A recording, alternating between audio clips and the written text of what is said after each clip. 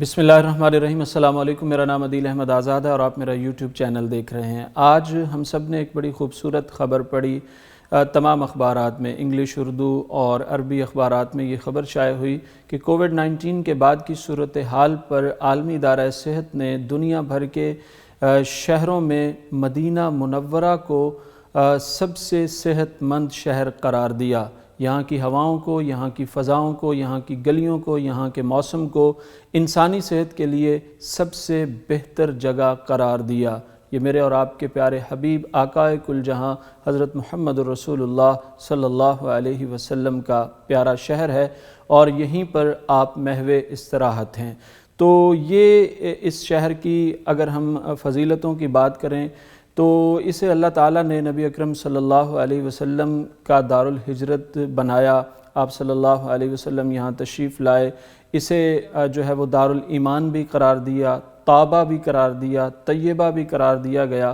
اور اس کے بہت سارے فضائل حضور صلی اللہ علیہ وسلم نے فرما رکھے ہیں۔ وَالْمَدِينَةُ خَيْرٌ لَهُمْ لَوْ كَانُوا يَعْلَمُونَ، مدینہ ان لوگوں کے لیے بہتر ہے اگر یہ اس بات کو جان لیں اور پہچان لیں۔ فرشتے حفاظت کر رہے ہیں اس شہر کی، اس کی گلیوں کی اور اس کے اطراف و اکناف کی۔ عَلَىٰ أَنْقَابِ الْمَدِينَةِ مَلَائِكَةٌ، نبی اکرم صلی اللہ علیہ وسلم کا فرمان ہے کہ مدینہ کے راستوں پر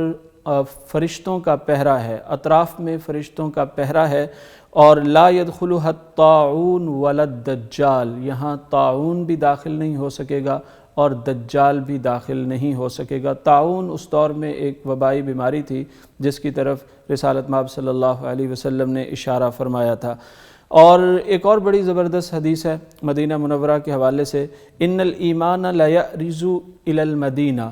ایمان جو ہے وہ مدینہ منورہ کی طرف سمٹ آئے گا، کما تأرز الحیۃ الی جحرہا، جس طرح سانپ اپنی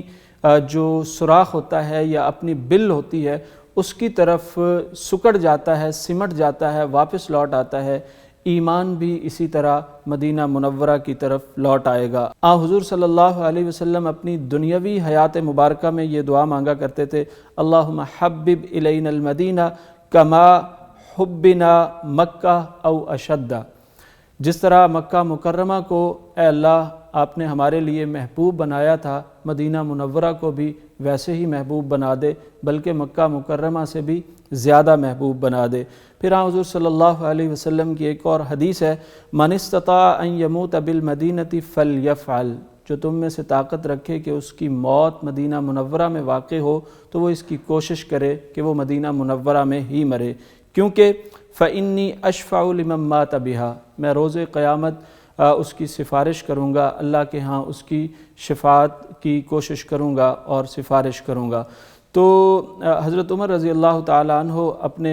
دور خلافت میں یہ دعا مانگا کرتے تھے، اللہم ارزقنی شہادتاً فی سبیلک واجعل قبری فی بلد رسولک، اللہ مجھے شہادت کی موت عطا فرما اپنے راستے میں اور میری قبر کو اپنے رسول کے شہر میں بنا۔ صحیح بخاری میں یہ روایت موجود ہے، یہ الفاظ موجود ہیں۔ یعنی آپ دیکھیے حضرت عمر رضی اللہ تعالیٰ عنہ کی زندگی مدینہ منورہ میں گزر رہی ہے، وہ مسلمانوں کا اس وقت دارالخلافہ ہے، جہاد جو ہے اطراف و اکناف میں ہو رہا ہے، لیکن دعائیں مانگ رہے ہیں، اللہ شہادت کی موت عطا فرما اور قبر جو ہے وہ تیرے رسول کے دیار میں بنے، تیرے رسول کے شہر میں بنے، یہیں قبر بنے۔ تو اللہ نے حضرت عمر رضی اللہ تعالیٰ عنہ کی دعا بھی قبول فرمائی، مصلی رسول پر انہیں خنجر لگتا ہے، وہ مجوسی ابو لولو فیروز خنجر مارتا ہے، زخمی ہو جاتے ہیں، سید عائشہ رضی اللہ تعالیٰ عنہا کی طرف اپنے بیٹے عبداللہ ابن عمر کو بھیجتے ہیں کہ حضرت عائشہ سے اجازت لی جائے وہاں مدفون ہونے کی۔ تو دیکھیے دعا مانگی، شہادت کی موت بھی ملی، قبر بھی مدینے میں کیا ملنی تھی، روضہ رسول میں ملی۔ تو یہ ہے یعنی حضور صلی اللہ علیہ وسلم کا وہ فرمان، اور اس کی روشنی میں حضرت عمر رضی اللہ تعالیٰ عنہ کی یہ دعا۔ حضور صلی اللہ علیہ وسلم کا فرمان ہے کہ کسی بھی مساجد کی طرف جو ہے مسجدوں کی طرف تیاری کر کے سامان باندھ کے اور رسد مہیا کر کے نہ جایا جائے ما سوائے 3 مساجد کے، مسجد الحرام، مسجد اقصی اور میری یہ مسجد۔ یعنی مسجد نبوی کی فضیلت ہے۔ حضور صلی اللہ علیہ وسلم نے فرمایا صلاۃ فی مسجدی ھذا خیر من 1000 صلاۃ فیما سواہ الا المسجد الحرام، مسجد حرام کے سوا، مکہ مکرمہ میں جو ہے اس کے سوا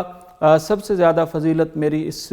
مسجد میں نماز پڑھنے کی ہے، ایک نماز کا اجر 1000 نماز کے برابر ہے۔ تو یہاں پر حضور صلی اللہ علیہ وسلم کا روضہ مبارک ہے، ما بین بیتی و منبری روضۃ من ریاض الجنہ۔ حضور صلی اللہ علیہ وسلم نے فرمایا کہ میرا یہ منبر اور میرے گھر کے درمیان یہ جو جگہ ہے، یہ جہاں حضور صلی اللہ علیہ وسلم اس وقت محو استراحت ہیں، اپنی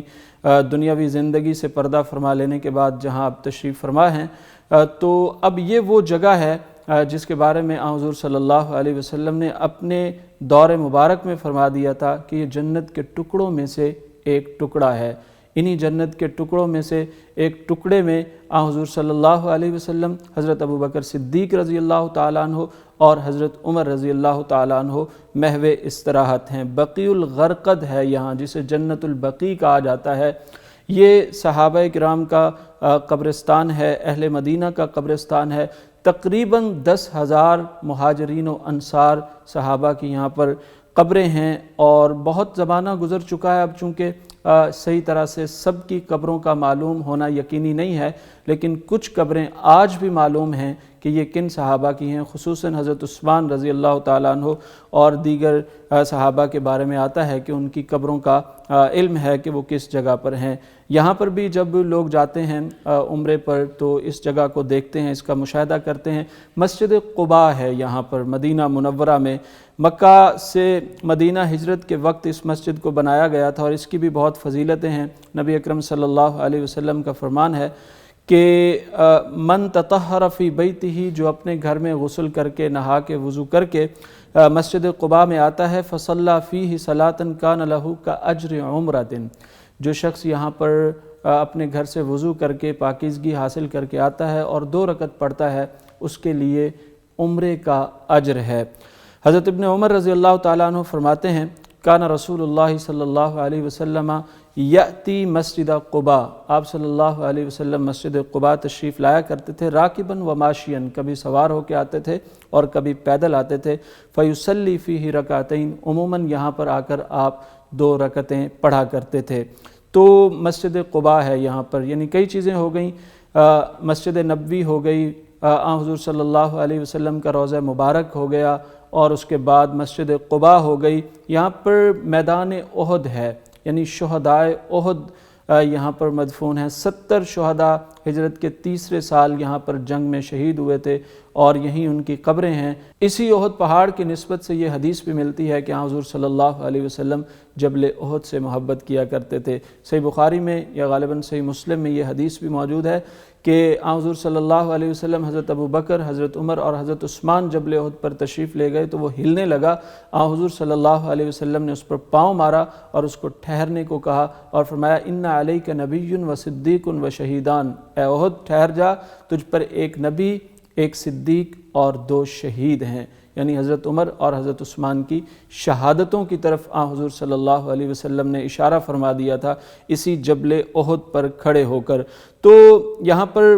بڑی قبریں ہیں صحابہ کرام کی، جبل احد کے دامن میں بھی یعنی قبریں ہیں۔ جب 70 صحابہ شہید ہوئے تھے جنگ احد میں، 64 ان میں سے انصار تھے اور 6 مہاجرین تھے۔ خصوصاً شہداء احد میں سید الشہداء سیدنا حمزہ رضی اللہ تعالیٰ عنہ کی قبر بھی وہاں پر موجود ہے، اور دیگر صحابہ کرام، حضرت مصعب بن عمیر، عبداللہ بن جاحش، جابر بن عبداللہ اور دیگر صحابہ کرام کی قبریں ہیں۔ تو یہ رسول اللہ صلی اللہ علیہ وسلم کی گزرگاہیں ہیں، محبت کی جگہیں ہیں یہ، یہاں پر صحابہ کا خون بہا ہے، یہاں حضور صلی اللہ علیہ وسلم کا وہ 10 سالہ شاندار دور، جب مکہ سے ہجرت کرنے کے بعد آپ تشریف لائے، اور ان 10 سالوں میں اوسطاً ہر ہفتے ایک جنگ بھی ہوئی ہے، اوسطاً محاذ کھڑا رہا ہے، جہاد کھلا رہا ہے، اور مسلمان جہاد بھی کرتے رہے ہیں، اور مدینہ منورہ میں تزکیہ، تصفیہ، کلینزنگ، پیوریفیکیشن، ایجوکیشن، ایڈمنسٹریشن، یعنی سارا نظام ان 10 سالوں میں، جس کی بنا پر بعد میں مائیکل ہارٹ کتابیں لکھتا ہے، دنیا حضور صلی اللہ علیہ وسلم کو اس کائنات کا سب سے بڑا انقلابی لیڈر قرار دیتی ہے۔ تو وہ یہ مدینہ منورہ کا 10 سالہ پریکٹیکل دور ہے جس میں جنگیں بھی ہوئیں اور باقی تمام معاملات بھی سر انجام دیے گئے۔ تو آج کووڈ-19 کے بعد عالمی ادارہ صحت جب اس بات کا فیصلہ کرتا ہے اور بتاتا ہے کہ دنیا میں سب سے شفاف رہنے کی جگہ اور بیماریوں سے پاک جگہ اور قدرتی اللہ تعالیٰ کی جو رحمتیں ہیں یا فطری طور پر ایک شاندار جگہ ہے وہ مدینہ منورہ ہے، تو یہاں تو محو استراحت ہیں آقائے دو جہاں، یہاں تو محو استراحت ہیں ابو بکر و عمر، یہاں تو 10,000 سے زیادہ صحابہ کی قبریں ہیں، یہاں مسجد قباء ہے، یہاں مسجد نبوی ہے، یہاں میدان احد ہے، احد کا پہاڑ ہے۔ یہ وہ جگہ ہے جہاں آن حضور صلی اللہ علیہ وسلم کے انفاس مبارک، آپ کی سانسیں، آپ کے قدم، آپ کی چال، آپ کی جنگیں، آپ کا خون، آپ کا جہاد، آپ کے بچے، آپ کے صحابہ، آپ کے جو ایک نقوش ہیں وہ اسی شہر سے وابستہ ہیں، اور کیسے نہ وہاں شفافیت اترے، کیسے نہ وہاں اسے صحت مند قرار دیا جائے، کیسے نہ ان فضاؤں میں اللہ کی رحمتیں اتریں جن کے راستوں پر، جن کے اطراف و اکناف پر اللہ کے فرشتے پہرے دے رہے ہوں، جہاں دجال نہ آ سکتا ہو، وبائیں نہ آ سکتی ہوں، طاعون نہ جا سکتا ہو۔ تو یہ اس شہر کی فضیلتیں ہیں، اور آج ایک طویل عرصے کے بعد عالمی ادارہ صحت کہتا ہے کہ دنیا کا شفاف ترین، خوبصورت ترین اور محفوظ ترین صحت کے اعتبار سے، آب و ہوا کے اعتبار سے وہ مدینہ منورہ ہے۔